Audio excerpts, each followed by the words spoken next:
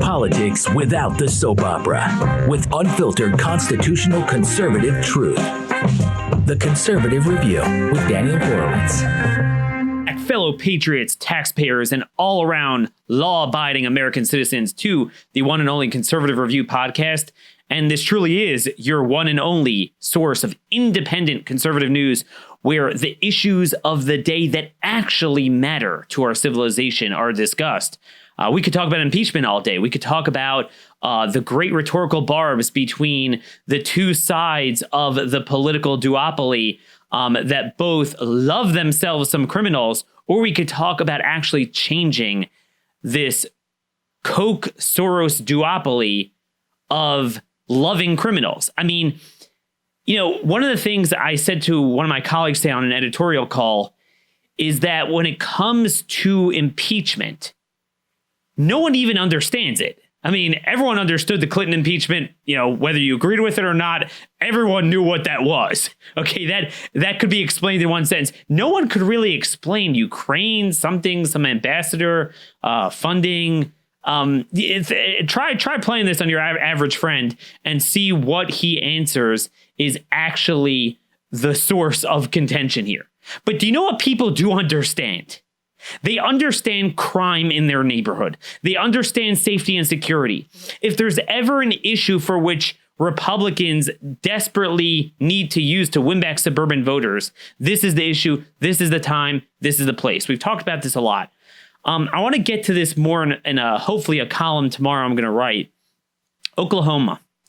It's a state that has not voted for a Democrat presidential candidate. Even with one county of the state has not had a majority of its voters choose a Democrat since 2000. Red state, right? Yet thanks to this obsession on the so-called right, these Republican politicians, these Koch-funded think tanks with criminal justice reform, you literally have a dynamic in Oklahoma similar to that of California. They downgraded theft and drug offenses. And guess what? We have an increase of drugs and theft.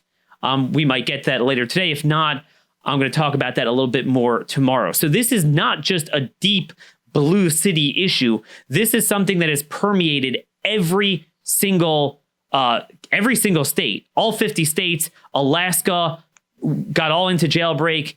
Crime exploded there. The governor actually repealed it. We're trying to get him on the show as well. Yesterday, very important article we will link to in show notes, op-ed in AL.com by the Alabama Attorney General, Steve Marshall, a friend of mine, who I hope to get on the show on Friday, basically just punched criminal justice DEform right in the face. And he said, what is this? Who is this servicing? We have so much violent crime here in Alabama now. He noted a lot of statistics that after so many years of decreased crime, crime's going up in Alabama. So there are already many places where in our lifetime, when I thought, if you would have asked me 10 years ago, I said, you know, we're going to take this straight to the end zone, you know, forever. We are never going to go back, and we are going back. And that is very disturbing. I cannot think of an issue that is more consequential, yet at a political level is more bizarre than crime. I can't understand it, how all of my colleagues just went nuts. Within a matter of 5 years, they've gone from being sane to being to the left of Democrats just 10 years ago. And when the evidence demonstrates that this is more of a problem, the gang problems are worse than ever in many places, especially transnational gangs. The drug problem has been taken to a totally new level since 2014 or so. And in general, certainly the petty crimes and public order crimes are going up, but a lot of violent crime, rapes, assaults, carjackings everywhere in my neighborhood. This is really what Americans should be talking about. With us today is a special guest, Rafael Manuel, who is really one of the 3.4 people working in public policy that are actually putting out the truth on this, that are actually bucking the cool dude trend on Jailbreak. He's a fellow and deputy director of legal policy at the Manhattan Institute. That's where Heather McDonald works as well. We had her on a couple of weeks ago. He writes articles for City Journal, terrific publication. Lots of good articles there. You should check it out. And he's authored a lot of op-eds in places like the New York Post, which has been covering the New York jailbreak and bail break laws. Really is given a lot of good data. We're going to link to some of his work on what is actually happening in terms of crime, incarceration, and public safety. So with no further ado, it's an honor to bring Raphael on for the first time and hopefully not the last. Thanks for joining us. Thanks so much for having me, Daniel. I really appreciate it. Look, it's always comforting to find just someone else that sees the same thing and demonstrates that I'm not going nuts. Many times I feel like I'm insane. What I see in my world, which I think the average non-elite public policy legal type of person, meaning your average citizen, would see is this: that generally speaking, there are so many violent, destructive criminals in their community that are cycled in and out. They are not locked up for a long time. That for every one person that you could find is maybe overpunished, there's 100 others who are even more violent repeat offenders that are underpunished. If you ask people, do you think the system is generally speaking too tough or too weak on crime? Most people would say too weak on crime, except for maybe the 10, 15% at the very far left of America's political spectrum. Why is it that nearly everyone, and I mean everyone, I mean Republicans in Oklahoma, are talking like Soros that we have an over-incarceration problem, we need to empty out the prisons, it's racially unjust? The American Conservative Union, which hosts the annual CPAC convention, conservative gathering of record, had a whole gathering 2 weeks ago about the racial injustice. Don't you believe in second chances? Jesus believed in second chances. What is going on here?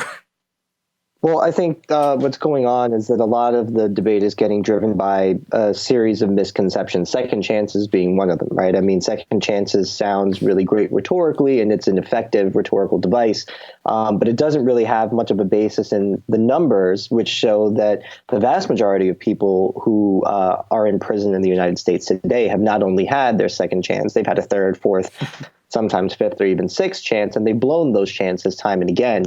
I think part of why you're seeing such wide bipartisan support for some of these measures is that, the folks on our side haven't really been all that great at, really hammering this data home.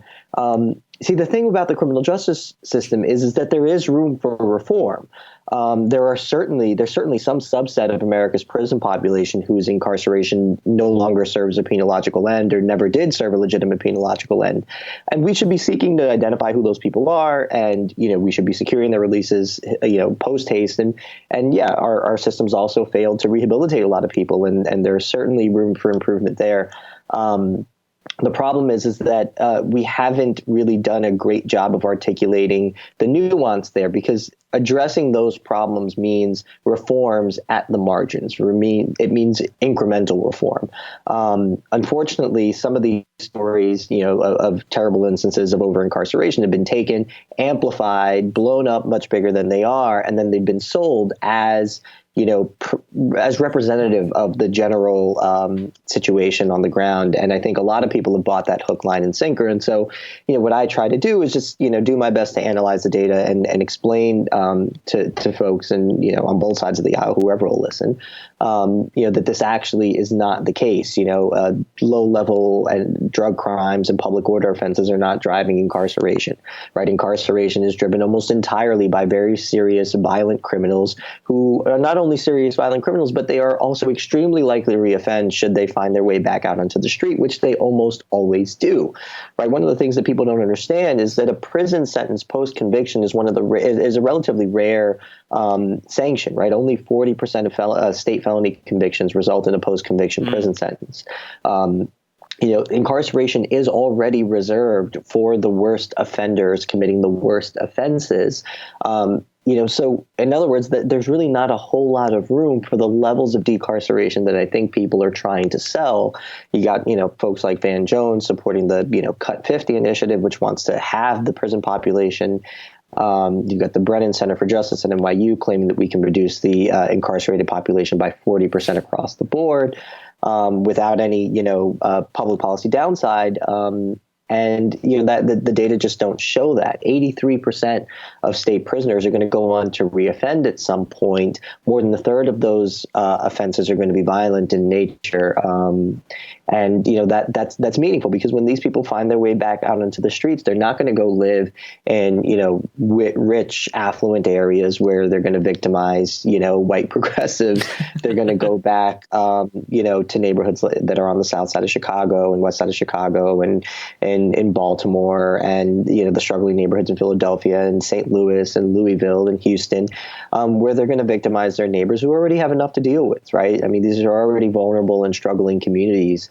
And that's who's going to bear the brunt of this. And I don't think that gets enough attention. And when you consider the fact that, for example, more than a third of violent felons commit their offenses while they're either on probation, parole, or out on bail, large-scale decarceration, whether it's through bail reform, prison reform, sentencing reform, or some combination of the three, is only going to exacerbate that problem of repeat offenders driving serious crime. No, exactly. And I think that's a good summation of what we're seeing. It's also the fact, and we're going to put this here up on the screen, our trusty chart that literally shows the crisscross effect of incarceration and crime. If using the uniform crime statistics, it was going up and up and up. Crime was going up and up in the 70s and the 80s. We started locking people up in the 90s, and boom, it almost crisscrossed as incarceration grew, the crime plummeted, and it was remarkable. It was one of the most remarkable social trends in a positive way that we have actualized in our lifetime. It truly is remarkable. But then now what's interesting is the last 5 to 12 years, depending on the state, and it's really accelerated the last couple of years. And if you would follow the trajectory, if you and I are not successful in yelling athwart history and saying stop, it's really going to accelerate. And that's very important, because a lot of the data you and I, even that you put out, and very good data, it's even old. It would prove our point even more if we had the up-to-date data, because nobody is being incarcerated for a long time for almost anything now. Certainly not, low-level drug offenses, even those that are out on probation who were originally locked up for worse things. And guess what? At best, in some places, it's plateaued. At worst, in many places, it's almost back to the 80s, like where I'm in Baltimore. Other places, like St. Paul, they're on track for record homicides in 2019. Alaska, San Diego, Chicago, Atlanta, just to name a few off the top of my head, the trend is reversing. So what I don't understand is, if we are holding at that point and we see we've already enacted some of this stuff, wouldn't we want to say, hey, let's let this simmer before we have even more leniencies? Yeah, well, I think, part of the problem is that across the country, at least if you aggregate the data, crime is still pretty low, generally speaking. Of course, aggregating crime data doesn't really make a whole lot of sense, because no one experiences crime in the aggregate, right? Nobody lives in the aggregate. You live in a particular place at a particular time, and across the country, there's a lot of variance between how dangerous particular places are at any given point in time. And so if you live in Chicago, but you live in the neighborhood of Lincoln Park or Lakeview, where I lived when I was in law school there, chances are things aren't going to change very much, irrespective of how the prison population in Illinois shifts up or down. But if you live in Inglewood or Austin on the west side, you're going to see a lot more changes, right? Those places are the elasticity there is much more visible. And this is something that I do think gets ignored, right? If you take California, for example, where they've had two pretty prominent criminal justice reforms in Prop 47 and Justice Realignment. Prop 47, is the basics of what it did was it raised the threshold for theft felony charges, right? So now you got to steal something like $1,000. Oklahoma did the exact same thing, 500 to 1,000, yeah. Right. And then Justice Realignment addressed a court case that found that California state prisons were unconstitutionally overcrowded. And so it shifted a lot of inmates into the custody of county jails and ultimately released a lot of inmates. And so there have been some assessments of these things done. And what those assessments have found is that, well, crime in California did not go up as a result of this. But the unit of measurement here is important. The unit of measurement that they're using is the state of California. But the problem is that you would never expect crime to go up across the entire state, right? And so when you talk to some of these researchers, they'll acknowledge that there's a shortfall in their work, which is that the statewide unit of measurement could end up and likely does mask really important variations at the local level, which is exactly where you would expect those variations to manifest themselves. So, this is something that we kind of have to be careful of. We saw this, in New York with the assessments of stop and frisk, right? Several studies were done of the New York City Police Department's stop and frisk practices, and what they showed was that stop and frisk wasn't having a measurable impact on crime. And then in 2014, a more accurate study was done that was, it was called a microgeographic analysis that looked at the very kind of specific places where the New York City Police Department was concentrating its resources and doing the majority of stops and frisks, which were high crime areas. And if you looked at those places, crime rates were actually much more affected by stop and frisk policies. In fact, they found a very statistically significant impact on crime in the form of deterrence. So, the unit of measurement is important here. And I think one of the things we have to be careful of moving forward in terms of, challenging some of these, misguided reforms is, paying attention to when these folks are aggregating data in situations in which it suits them. Sure. That to me is going to be really an important part in the analysis moving forward. Well, I think honestly, part of it is they're letting their guard down because there's no opposition.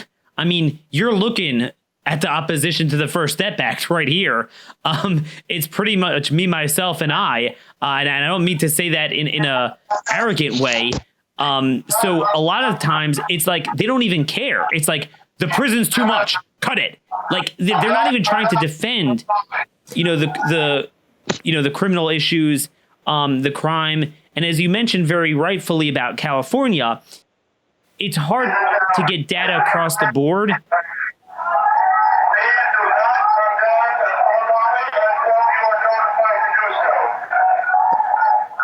There's a protest in our lobby, I think. Wow. Okay.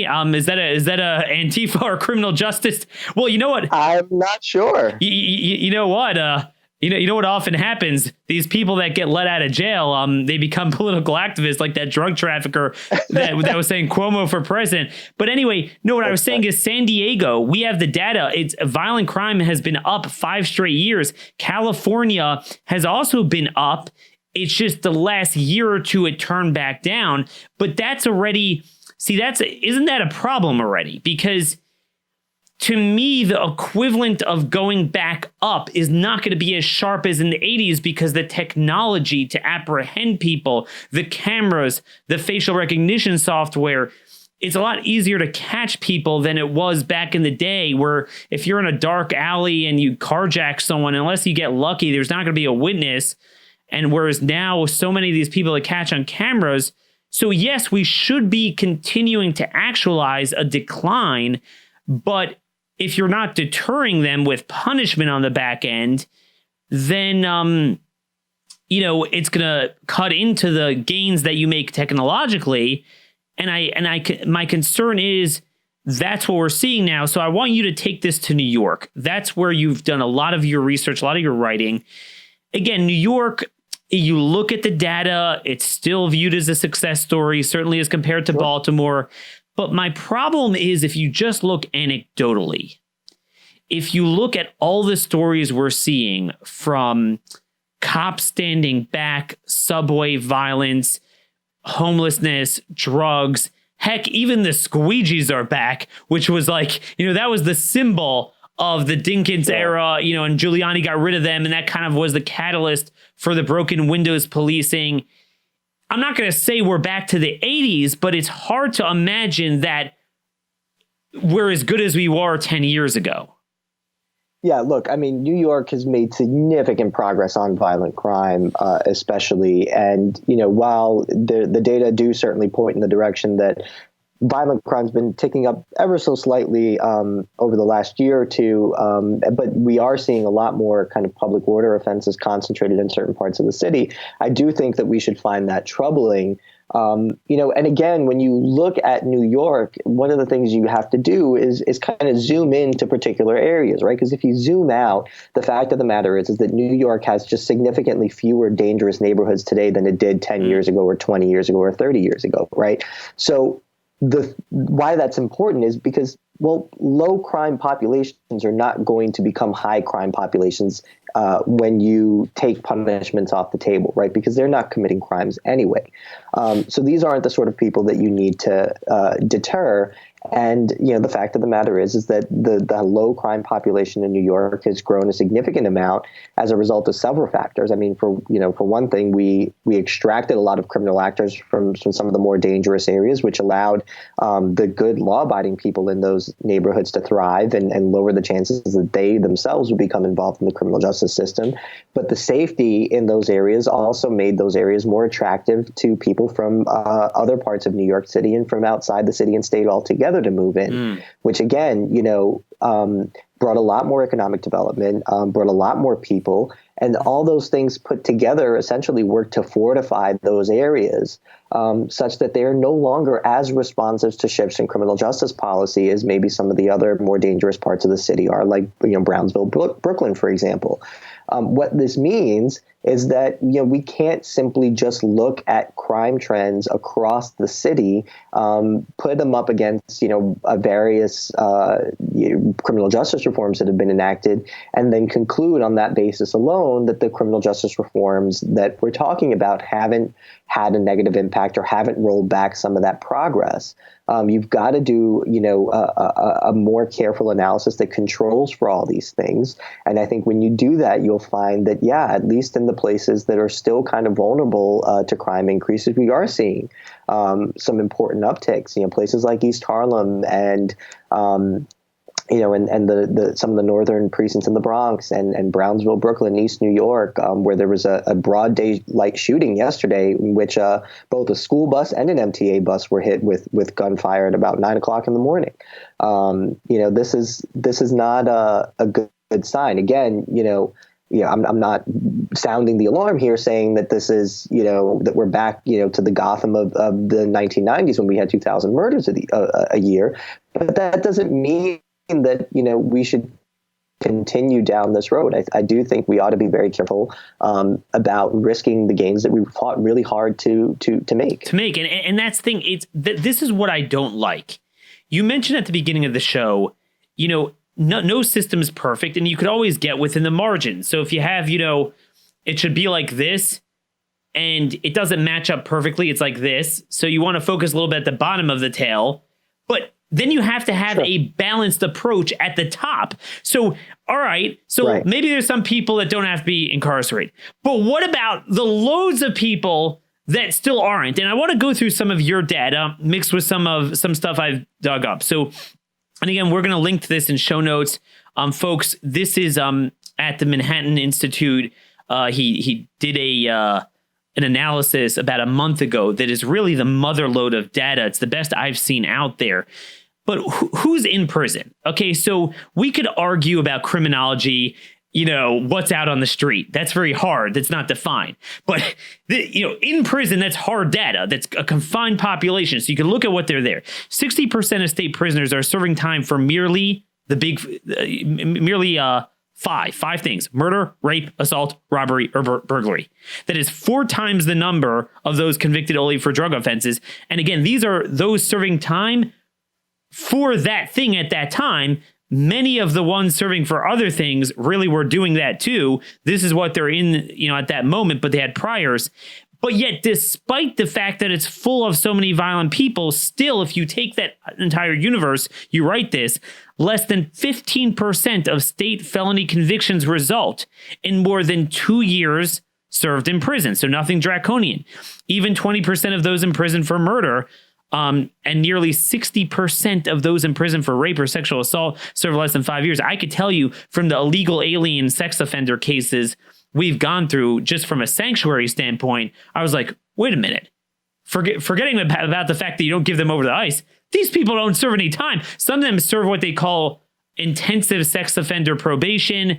Literally nothing doing there. In all, fewer than 1 in 5 American prisoners are primarily incarcerated for drug offenses, and only 3.5% of state prisoners and less than 1% of federal prisoners are for simple possession, and almost all of those are because they pled down their prior history. Exactly. One more thing, U.S. Department of Justice reports that from 2003 to 2009, only 40% of state felony convictions resulted in any prison sentence. So I look at this as what we have. Then I look at the fact, and I apologize, I don't have this in front of me, but if you look at the clearance rates, okay, just of murder, rape, aggravated assault, and armed robbery, according to FBI uniform crime, it's something like 70,000 robbery cases, 8,000 murder cases, several 100,000 assaults, several 100,000 rapes go completely uncleared. Now, you have tons of cases where a guy is brought in for a rape and he's charged with, residential burglary ultimately, or convicted ultimately. That's a cleared case, even though he's very under-incarcerated. I look at this, and to me, it's like, this is the violent crime problem being undeterred. And maybe on the other side of the ledger, this is the problem of maybe people over-incarcerated. Yet 100% of the focus is on that. Right. Yeah. I mean, I think it's a misconception. If you talk to a lot of people, even in the activist community, I think some of them are somewhat surprised to hear these numbers. I don't think that they've really dug in to these numbers all that much. At least when it comes to some of the more prominent media voices now. I mean, look, you can certainly look at these numbers and disagree with me and say, like, well, I still think, the freedom gain that we get from decarceration is worth the risk, but be honest about that risk. And, again, we're not talking about, when we talk about incarceration, we're not talking about a low risk population, right? The vast majority of these people, as you just pointed out, are in for very serious offenses. They're extremely likely to reoffend.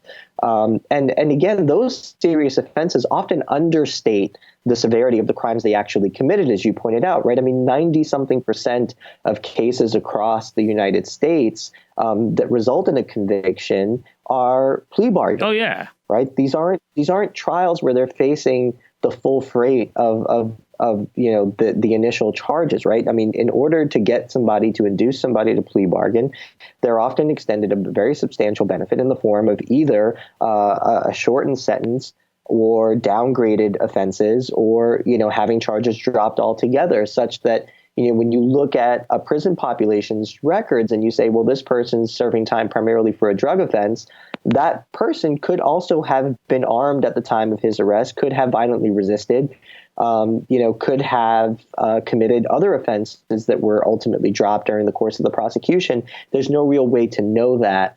And so, again, I do think ultimately, we face kind of an under-incarceration problem as to at least some subset of the prison population that's there. And then, as you note, when it comes to index offenses, right, 45% of the violent index offenses are cleared, right? So more than half are uncleared in a given year.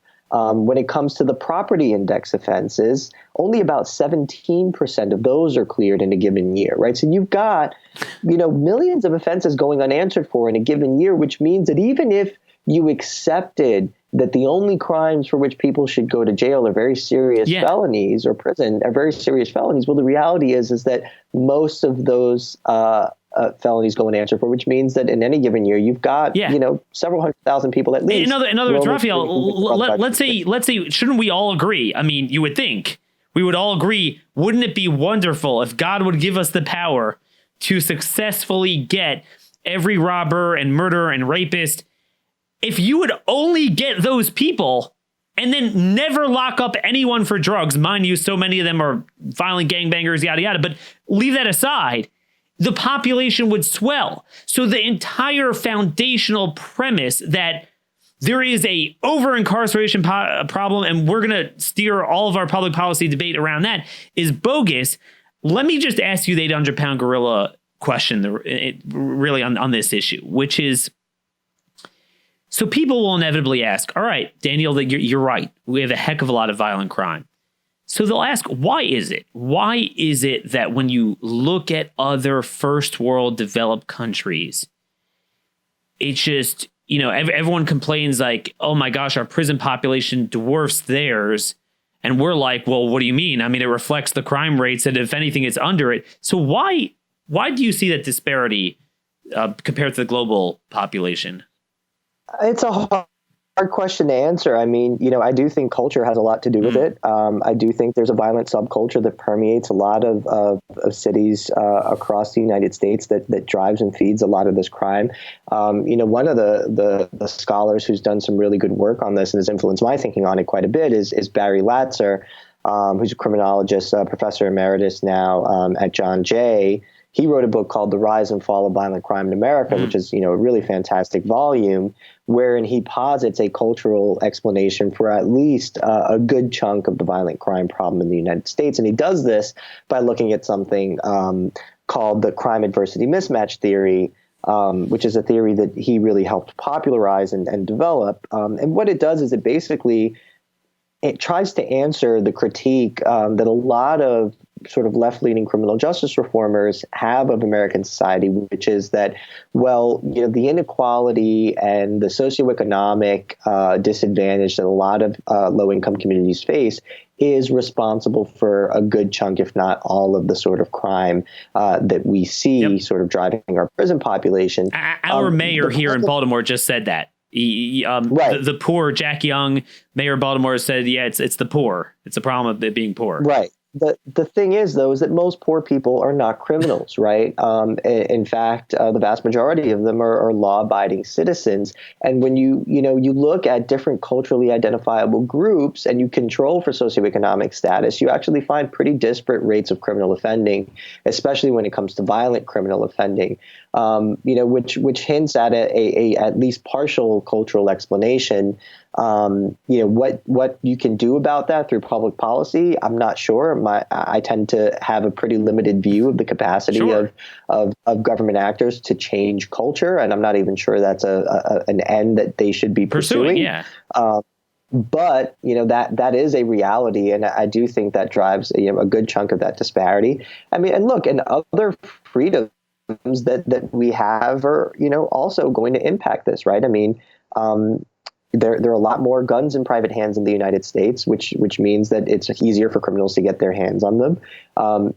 At least some people would argue that the benefits outweigh the downside on that, because at least some of the data show that guns are used defensively more often than they are in crimes. But we have the Fourth Amendment, and a lot of sort of barriers to criminal prosecution, which raise the transaction costs of engaging in that, which means that you have the Fourth Amendment, but you also have judicial supremacy too, which takes the Fourth Amendment and goes,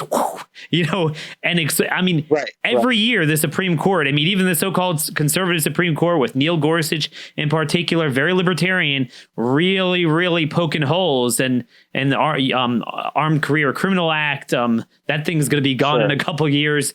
No, you're right. There's a lot of barriers, and it's very important. The other big thing that, a lot of people don't want to talk about, but I would say they do talk about, every Republican-oriented right-leaning guy that I find that's bought into this, among the top two motivations is race. What is very, to call a spade, what is very enticing to them is that in their mind, they feel they get to finally propose what they think is cutting spending, never mind the cost of crime, but whatever, cut spending, and for once not run up against the inveterate lobbyists and constituencies ethnic lobbies, oh, you're cutting welfare, you're harming this group and that group. Here, I get to ingratiate myself to them.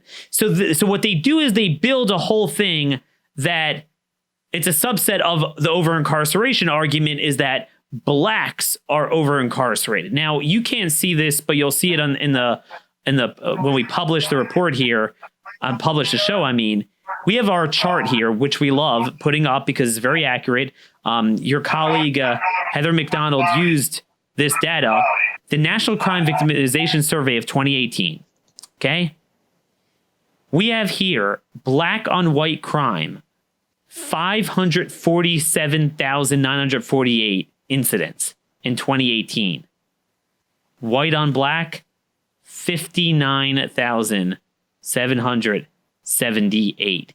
That's pretty much 1/10, even though whites are 4 or 5 times greater share of the population. Just you look at the numbers, it's astounding. Brand new FBI numbers from last month for 2018. Out of the 11,514 homicides, a whopping 55% were black offenders, although roughly the same amount black victims, which is important to note. Right. Well, that right there actually is the most important thing to note, right? For the people who frame this discussion in terms of race, they always focus on the racial disparities in enforcement numbers and in enforcement trends. They never talk about the racial disparities in victimization. And that really is the key, because that's what drove ultimately a good chunk of the sort of tough on crime reforms that we saw in the 80s and 90s. If you look at something like the Anti-Drug Abuse Act of 1986, for example, which is now almost universally derided as the single most racist piece of legislation because it established a 100-to-1 sentencing disparity between crack and powder cocaine. Look at who co-sponsored that bill. Not Charlie just voted for Rangel, it, but co-sponsored it. 16 of the 19 members of the Congressional Black Caucus co-sponsored the Anti-Drug Abuse Act of 1986. Charlie Rangel debated white conservative William F. Buckley in 1990 on the question of drug legalization, wherein Charlie Rangel not only opposes legalization, but actually proposes life in prison for drug dealers. If you read some of the black newspapers, and my colleague Jason Riley had a great column on this in the Wall Street Journal today, if you read some of the black newspapers in Harlem and other black communities around the country in the 80s and 90s and in the 70s as well, you'll see actually that those communities were fed up with the violent crime problem, wanted more policing, wanted more serious criminal sanctions, because it was those communities that were being victimized. In fact, if you go back, as recently as the late 90s, and you listen to, hip hop music or, follow some of the cultural commentary in those days, the argument for why policing was racist then was that they weren't responsive to crime in black communities, right? There was always the running joke that, if you called 911 from in a white community, they would respond faster than in a black community. Now, somehow it's been inverted and police are racist for over policing or occupying communities of color. And so, I really do, I do take offense when people make this a racial issue by focusing on enforcement and ignoring the really drastic racial disparities in victimization, because those are the people who are going to pay the price for this sort of leniency. And here's the irony. If you look down the list, so responsible for 55% of the murder offenses, 54% of robbery, 34% of aggravated assault, 43% of weapons violations, 37.4% of total violent crime. Yet, despite the complaints about black imprisonment, they only accounted for 33% of state and federal inmates. That's actually lower, and the trajectory shows that they're dropping quicker than any other group. And yet, I noticed that actually for drugs, it's still greater than their share of the population, which is like 12%, but it's like in the 20s. It's actually lower than for the violent crimes. And then you look at the juveniles. So black youth were responsible for 58% of juvenile murders, 64% of juvenile robberies, 41% of juvenile aggravated assaults, and so on and so forth.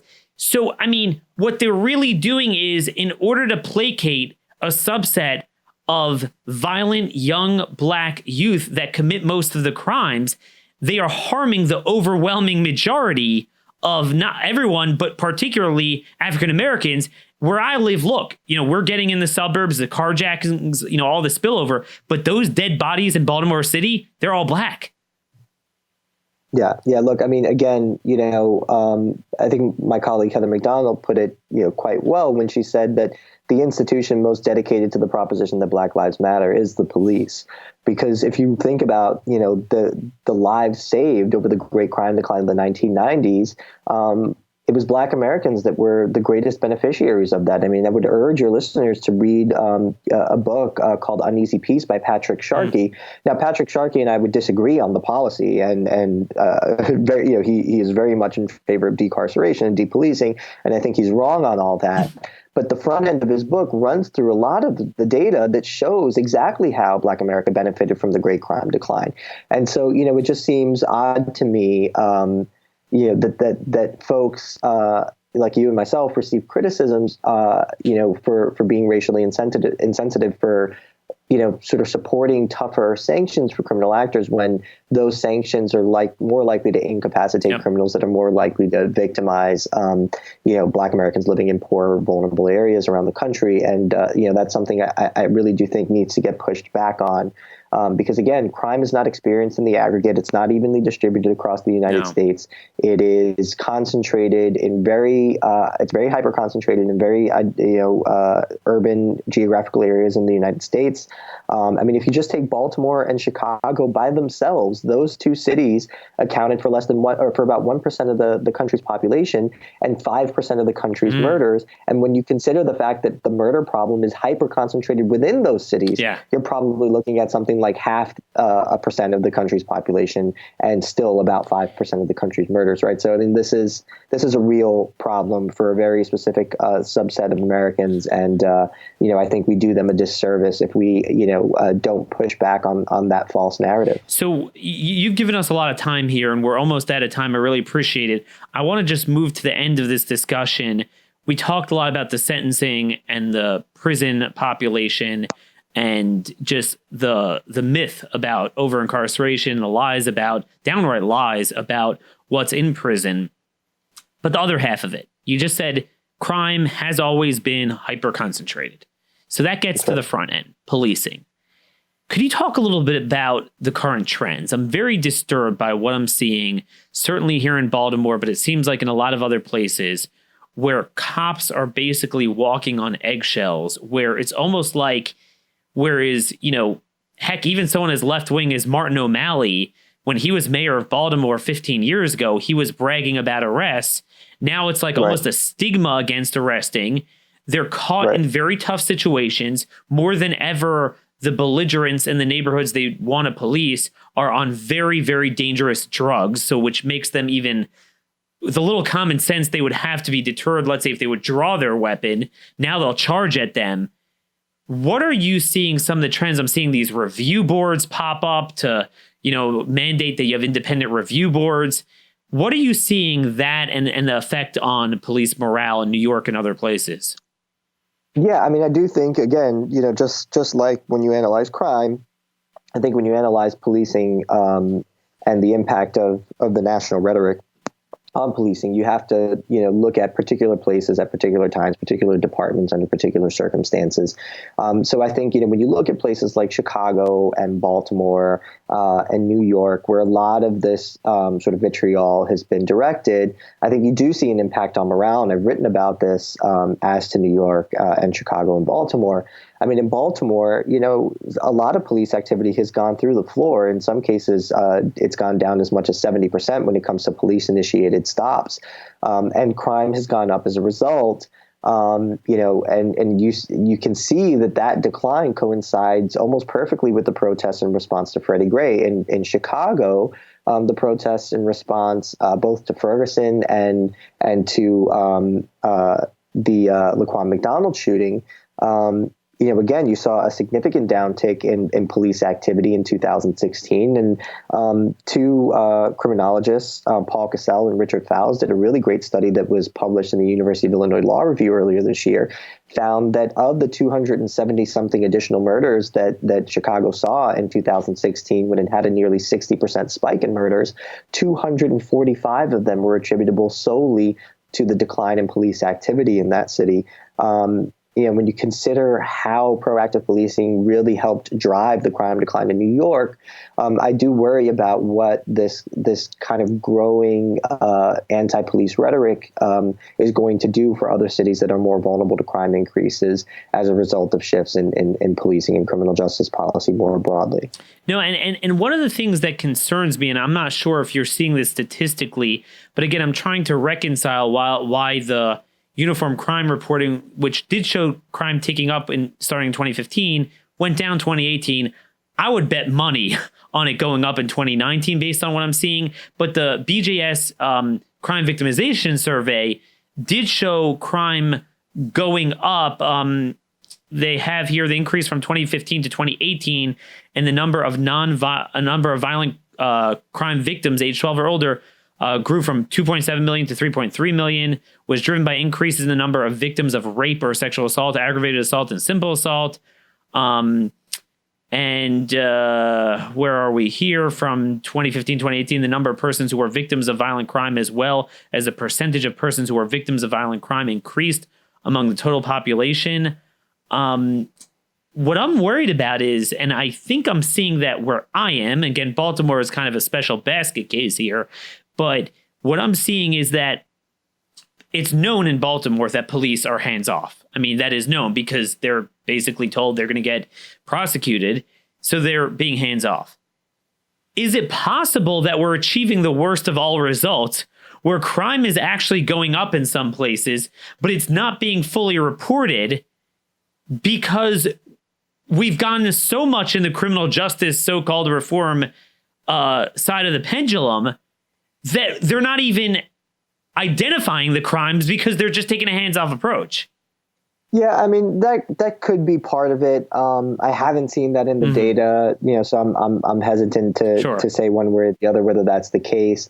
My guess is that it's probably more likely that, the nicer parts of the country are just continuing the crime decline that they've already been doing, and that continuation is just outpaced the crime uptick. So again, the aggregate statistics I never really pay very close attention to, because I don't think they can ever end up telling you all that much. I mean, if you think about the national murder rate, right? The national murder rate's 5 per 100,000.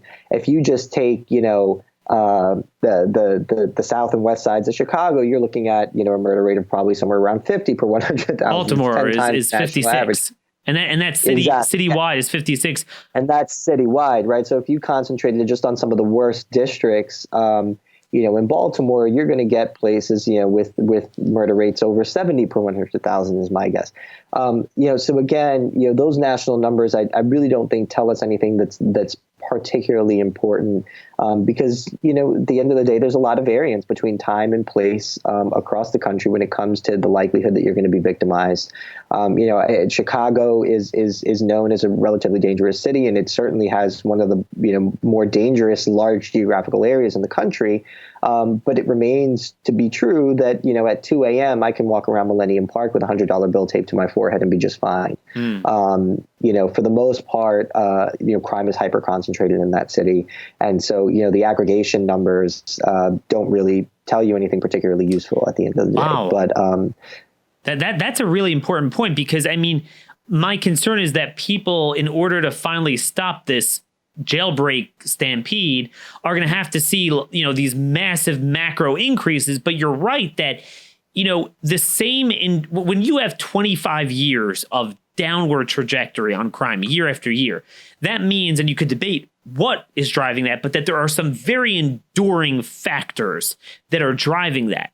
So you're not going to turn that back across the board if you have enduring factors, if it's technology, if it's cultural. Sure. But it's going to be hyper concentrated in certain areas. So the abolish bail, the reducing incarceration, prison sentencing, hands-off policing, if you start seeing areas of major cities going up, that demonstrates, I think, our point that no, I mean, just because it's not going up across the board, it's a problem. That's right. Last question. We're almost out of time. Weapons violations. What I find amazing is that, people on the left are very concerned about gun violence. I mean, that's a big issue. Right. What I'm shocked about is, like, when you find like really bad dudes, I mean like the worst of the worst, they're let out on parole and they're caught with felony possession. There is such a reluctance to lock them up. Are you seeing that same thing? Oh, I'm saying, so I actually wrote a piece about this about a year ago, maybe a few months ago. I think the title of the piece was something like "Are Democrats Serious About Gun Crime?"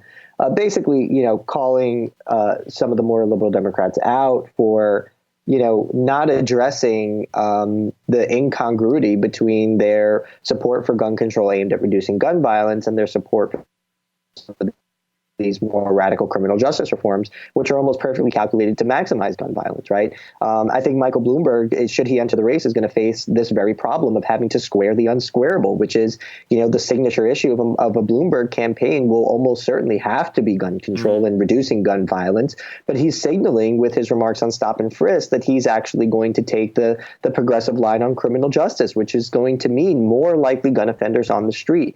How he squares those two things, I will enjoy watching him twist himself into pretzels to do that.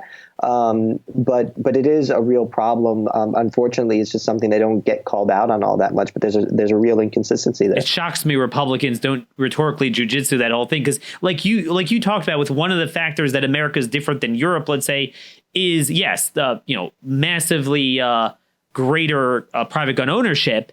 But I mean, I think what some of us would argue is, well, if you had our crime policies, yes, I mean, you identify bad people, not items. Wars on items don't work, but wars on, bad people, because that's kind of what a real war is. You're fighting people, kind of does work.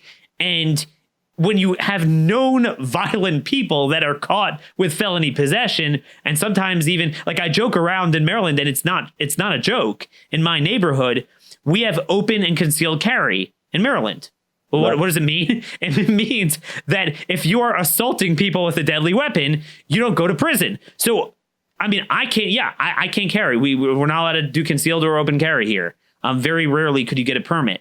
But they seem to be able to do it, and they don't get thrown in jail. So, I mean, it just, that's what's driving a ton of it in Chicago. Chicago's very into that with the parole, and they're all caught with firearms. Drugs usually goes hand in hand. That's right. Yeah, I mean, if you look at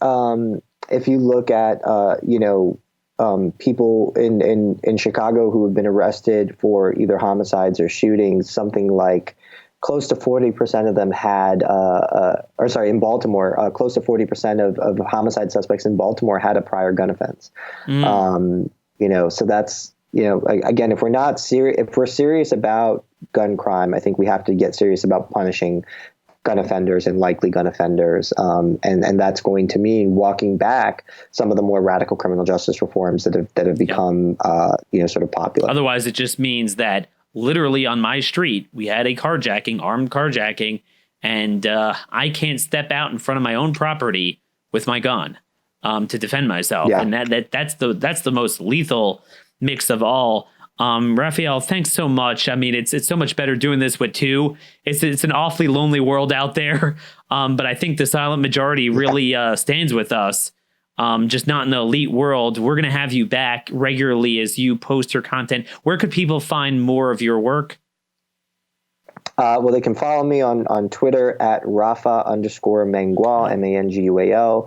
They can follow the Manhattan Institute's website, manhattan-institute.org. I'm also a contributing editor of City Journal, where I write a lot of these articles, and that's www.city-journal.org. Perfect. Raphael Manuel, thanks so much for joining us. Until next time, thanks for having me. We really look forward to it, and this was very enlightening. Take care. Bye. Friends, wasn't that enlightening? Wasn't that better than watching the stupid impeachment hearings? This affects our future more than any other issue. And we have a lot of work cut out for us, really. When you look at states like Oklahoma being as radical on this issue as California, we got a major problem.